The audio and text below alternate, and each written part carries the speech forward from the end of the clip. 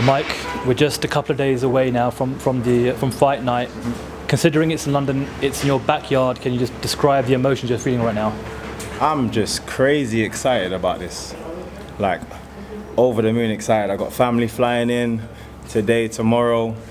Friends like just popping off. Everyone's talking about it, everyone's excited to come down. And that energy just travels, man. And the final destination is me.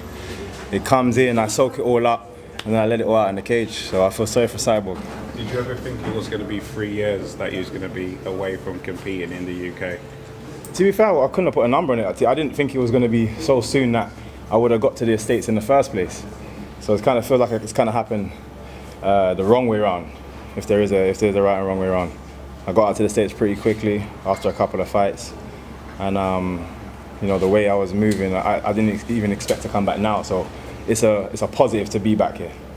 You're fighting Cyborg Santos, sorry. When did you find out about the short notice change of appointment?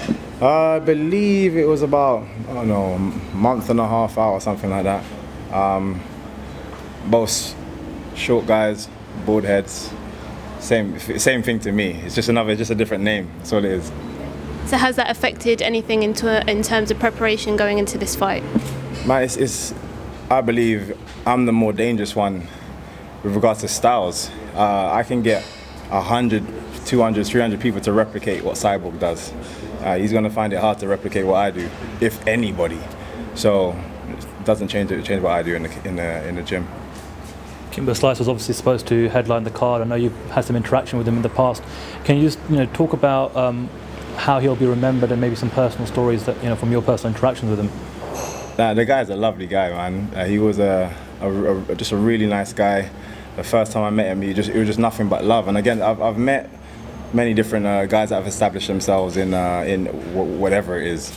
And sometimes they don't like to necessarily show their love. It's like they want to be the one that the attention comes straight. He didn't care about any of that, man. He was very supportive of what I do, excited about seeing me again on another show.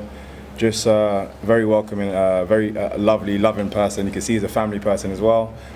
For people on the outside that didn't know him, I know it's very, very difficult because of his background and why he's famous. But seriously, if ever there's a saying, "Don't judge a book by its cover," he's the perfect example of that.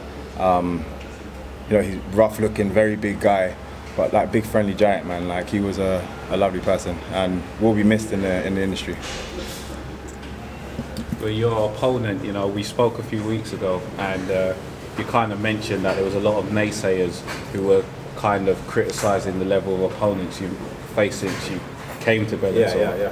And you kind of said to me, well, after this fight, this is someone who's had a vast amount of experience, fought some of the best in MMA. Do you think a win over Santos will kind of silence those doubters? And also, where do you think it will put you in the title picture?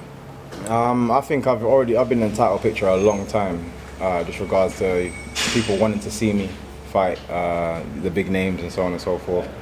I just needed to be ready in myself. As I said earlier, it was very quick that I came from just stepping into the game to being in a big show in the States, and I feel I needed that experience time myself. I feel like I've had it now. I'm ready to go against anybody. But as you say, Cyborg is a very credible name. I'm sure it's going to change a lot of people's minds about how they feel. But at the same time, with people's minds change for and against all the time. And again, my style doesn't help because I make experienced MMA fighters look like babies, look like newbies. And I don't feel it's going to change on Saturday. As experienced as he is, he's never faced a beast like me. And it's as simple as that. So I think there'll still be doubters after it. I think I can win the title. I could be undefeated, 50-0, and there's still going to be doubters, so I don't really care. The card's going to be broadcast on Spike TV and Channel 5 prime time for the first time in the UK. As a British fighter, what does that mean to you to know that there'll be so many new eyeballs on you for the first time? Just personally, I've always been a person that says, the more you tell me that there's more eyes watching, the crazier I am. I just think of different ways of finishing a person and practice crazy. Just like right now, I'm excited. I just want to be in the cage. And hearing about Channel 5, especially in being in my hometown, it's just amazing for me to, you know, to be able to feel that. And I can't wait. Mike, okay, we're on loop here. You obviously come from a family of well-known martial artists.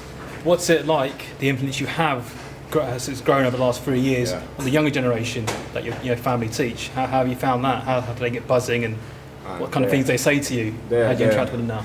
They're all excited, equally as excited. It just adds like I've done, you know, I teach clubs, I teach kids, adults, and anytime we even just run a small event, it could just be a competition or a competition that I used to do back in the day. It doesn't get the same kind of publicity as this does now, but I'd come back to the club and everyone was buzzing.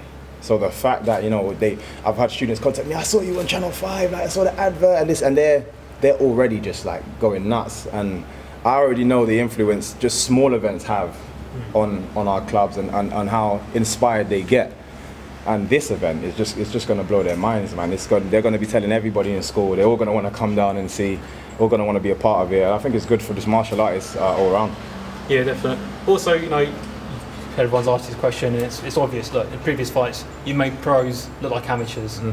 Cyborg's a name, has experience, but apart from that, is there anything he brings to the table that bothers you in the slightest? No, he just brings a body for me to put down. Yeah. That is his job, to make sure he turns up in the cage, and then I do the rest. He can do whatever he wants from there. It has nothing to do with him after that point. The second he steps into the cage, it's the MVP show. And for anyone who thinks that you're being arrogant about like saying it's the MVP show, they'll see in the fight. They'll see in the fight. If I can come off this show and they're not talking about me, then yeah, I was being arrogant. And if I come off the show as I normally do, I usually open the show. It's going to be a bit weird that I'm not opening the show. When we open the show, because I bring that kind of excitement, I bring that kind of buzz every single time. What about all your training buddies at Shoot? Obviously Alex Reed's on the card as well. How's the vibe been this time around in the build up to this event? All it does is add to the excitement. Well, our guys are constantly going out and fighting, like week in, week out, month in, month out. We've always got loads of young guys coming through. But the same thing I said about, you know, running the schools that I run, in the club, it's exactly the same thing. They're just like, they're equally as excited. They're all coming down, and it makes it better that I'm going to be, you know, I can be in the changing room with my teammates, and we're all going to be like just buzzing off the excitement. After one comes back with the win, the next one, and I'm the last person. You know what I mean? And it's just like that home run, that last home run that you need to hit, and I'm ready for it, man. For the younger fighters, upcoming fighters, you've got a vast amount of experience, you know, on the regional circuits here in the UK. How important was that for you developing to be the fighter you are today? Me personally, it's allowed me to come to big events like this and still be relaxed and still go in there with confidence. Because a lot of people, this game can be a very pressuring game if you allow it to pressure you. But where I've traveled from a very young age, up and down the country, met loads of people, been in big crowds, it doesn't faze me in the same way that it may other people. And I've seen, you know, some amazing talents in the gym, and they just can't quite convert it when it comes to that show. And I think that's the experience that I've generated has allowed me to be good in both areas. I can be confident in the gym and learn and grow, and then transfer that into the cage. And you see by my last fight, submission win, how confident I was in even being falling in a situation. It's because I'm confident in the gym and confident enough to transfer it as well. That's the key, be transferring it into a pressure situation. 100%. Cool, good luck, thanks. Thank you, man. What was your reaction to the UFC being bought for over $4 billion? I mean, you see that much money being, you know, pumped into the sport, you know, being, you know, promotion being bought, same value as Star Wars franchise. Yeah. I mean, what was your reaction to that? No, I think as everybody else, everyone was like, you know, wowed, but at the same time, same with, I say, Brexit, what does it mean for everybody? You know, everyone's kind of sitting down like, okay, well, we know and understand the UFC that is of today, but now new owners are involved. What does that mean for, you know, UFC in general, and what does that mean for other MMA organizations and stuff? Is it an intimidating thing, or are they going to be more welcoming of other shows and be more cooperative and partnership? They could turn this the whole MMA industry into a massive force across the board of sports. It just depends on what it means. It's a shock, but we just have to find out, see what happens. Sorry, once more, Mike, just tell me what it means to fight in London. Again, fighting in London in front of my hometown, the excitement's there, the buzz is there, the electricity is there, and like I said, I'm just feeding off that energy, and I'm just going to put that back out and put on a crazy show. Just the noise. I'm just picturing it already. I went. I can't remember where I was telling this. I went to a Kevin Hart comedy show at the O2 Arena, and the whole time I was there, I was just picturing the cage, man. I was like, you know, just trying to soak it all in, because I had already found out that, you know, we were potentially going to be coming over here and doing the show. So I was literally sitting there just like visualizing the cage, looking around, like looking at the crowd, and just absorbing it already. So I'm already excited, man. Already.